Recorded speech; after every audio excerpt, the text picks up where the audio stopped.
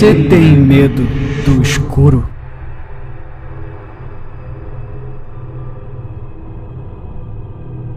Você não tem. Não existe medo do escuro. Temendo o desconhecido? Certo. Ter medo de chamar a Bloody Mary 3 vezes, como seus amigos fazem no meio da noite em um banheiro escuro?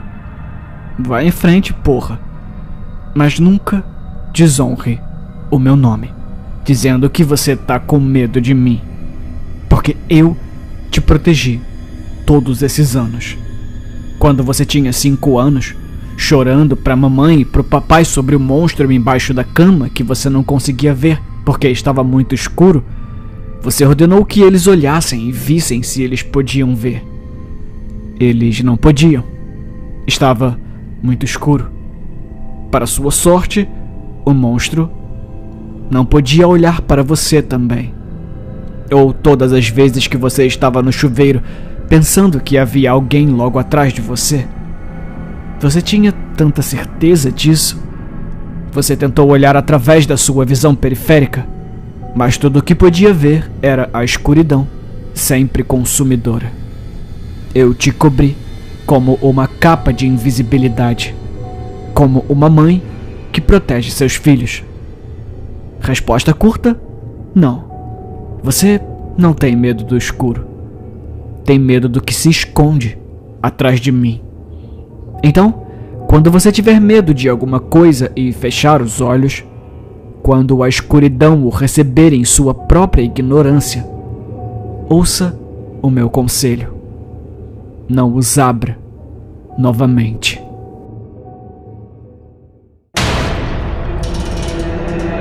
Ela é perfeita.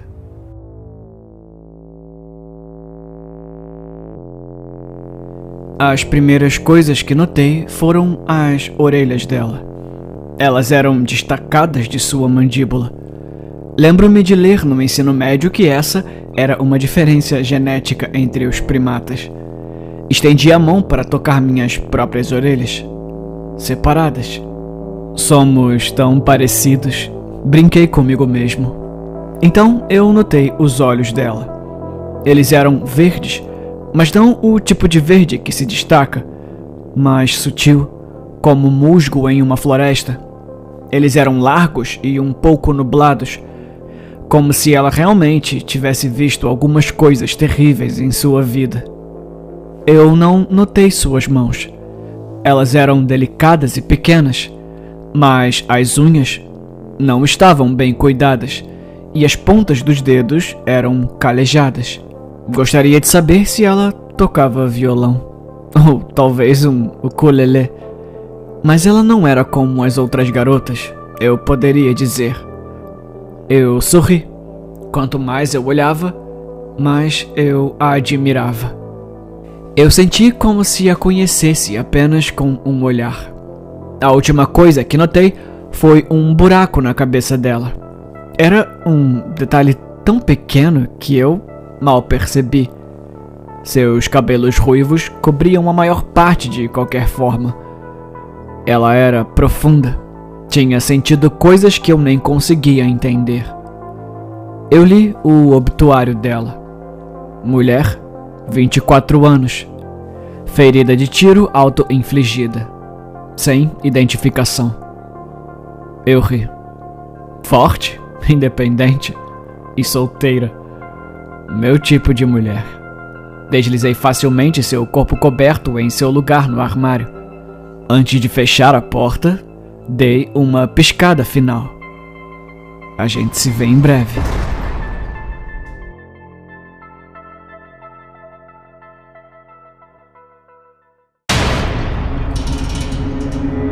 Eu amo meu marido e por isso tentei salvar o nosso casamento.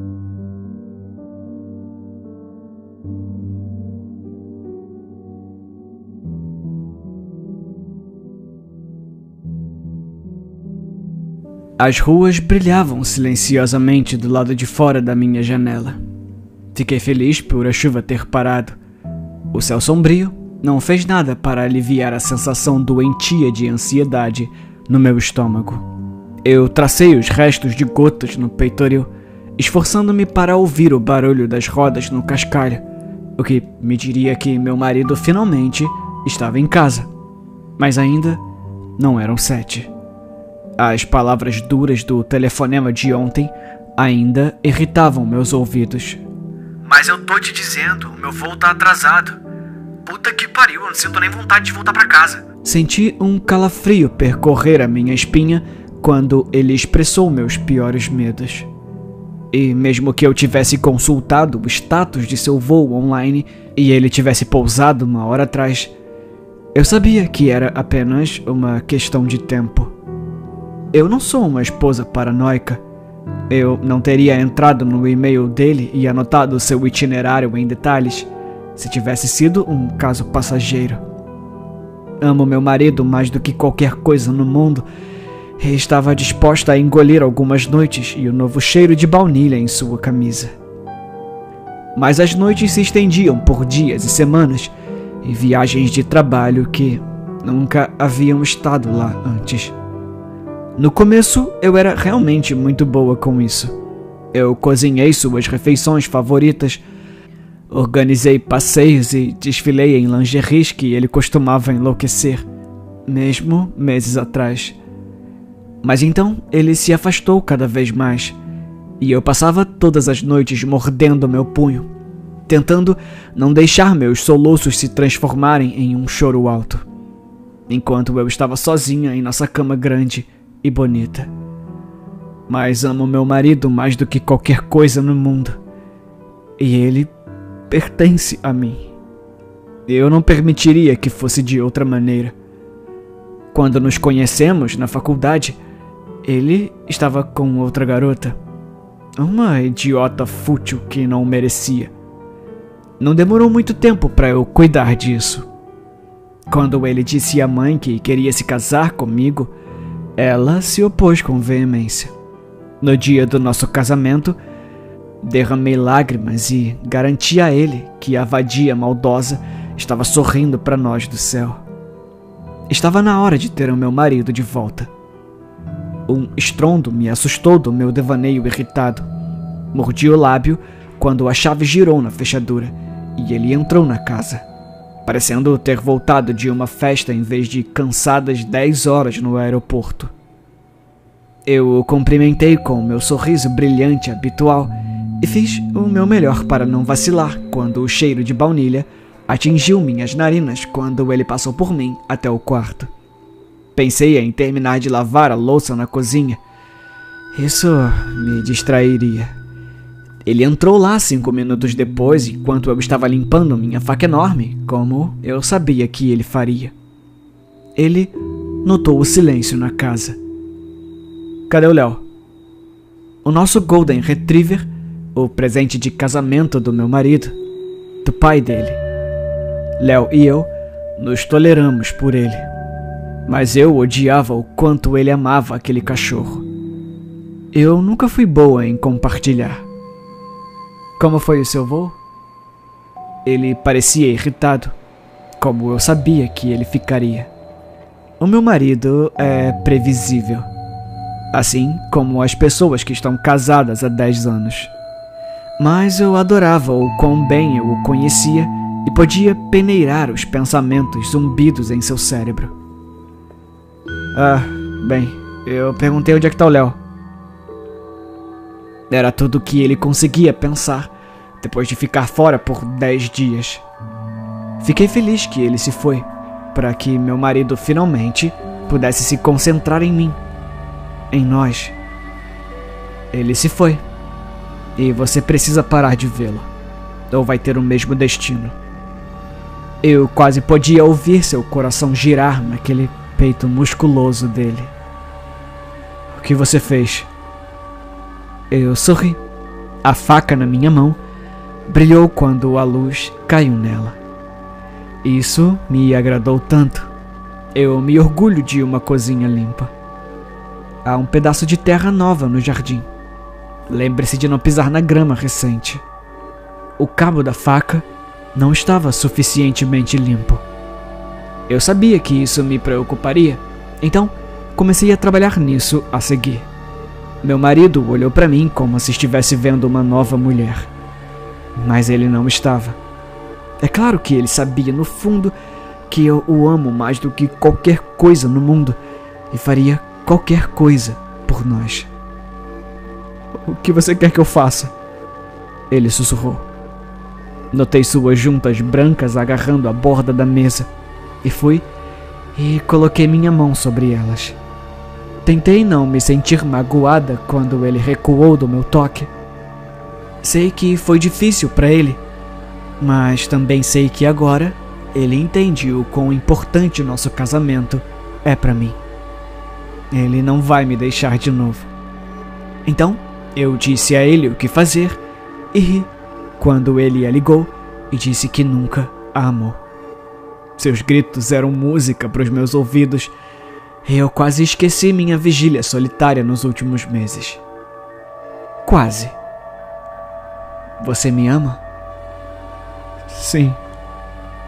Mas eu não gostei de como ele disse isso. Como a palavra tinha sido arrancada dele. Então, eu o fiz ligar para todos que conheciam o seu casinho e contar como ele percebeu que nunca havia mais ninguém para ele além de mim e que nada nos separaria.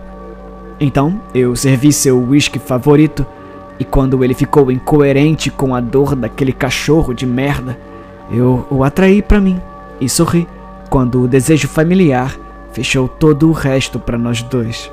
Estávamos sentados um perto do outro na mesa de jantar quando a campainha tocou. Levantei-me e abri a porta antes que os arranhões e latidos piorassem. E então, como foi o filme? O homem disse. Afastei-me quando Léo arrancou a guia da coleira da mão de nossos vizinhos e se lançou contra o meu marido. Ah, eu adorei o final. Obrigado por cuidar dele.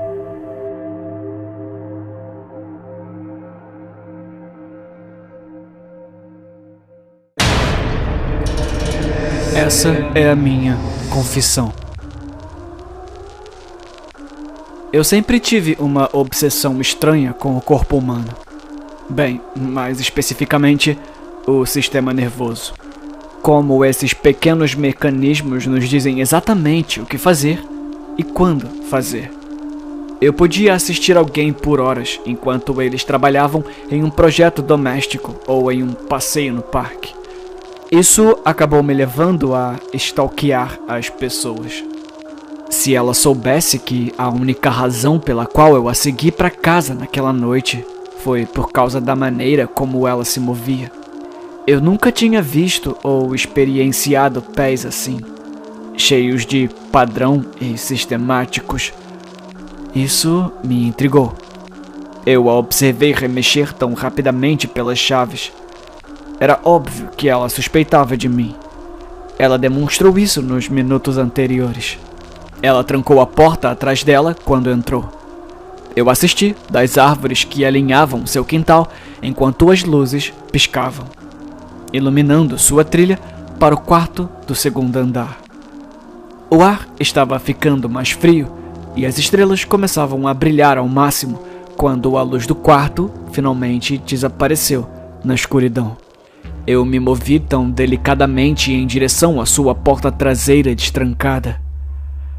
Ah, como ela deve estar em pânico por esquecer da entrada assim. Subo as escadas com umas ferramentas na mão, a minha empolgação crescendo para níveis inusitados. Eu segui sua trilha de luz inicial que eu tinha memorizado tão perfeitamente. Fiquei do lado de fora da porta e esperei até ter certeza de que ela estava dormindo. O que aconteceu poucos minutos depois. Abri a porta e peguei na minha bolsa o frasco de remédios para dormir. Coloquei 4 na boca dela e esperei que se dissolvesse. Ela se mexeu e gemeu enquanto dormia ao sabor desagradável dos comprimidos. Ah, como eu adorava vê-la se contorcer. Puxei a lâmina da bolsa e fiz uma incisão da base do braço até o quadril. Eu só precisava saber como ela se movia dessa maneira. Eu descasquei a pele e vi o seu sangue fluir. Eu não pude evitar. Eu precisava saber como ela fazia. Ouvi um suspiro abafado da porta. Eu virei minha cabeça em direção ao som, apenas para o meu olhar ser encontrado por uma mulher chorando da mesma idade que ela. Então, o som estridente das sirenes se seguiu logo depois.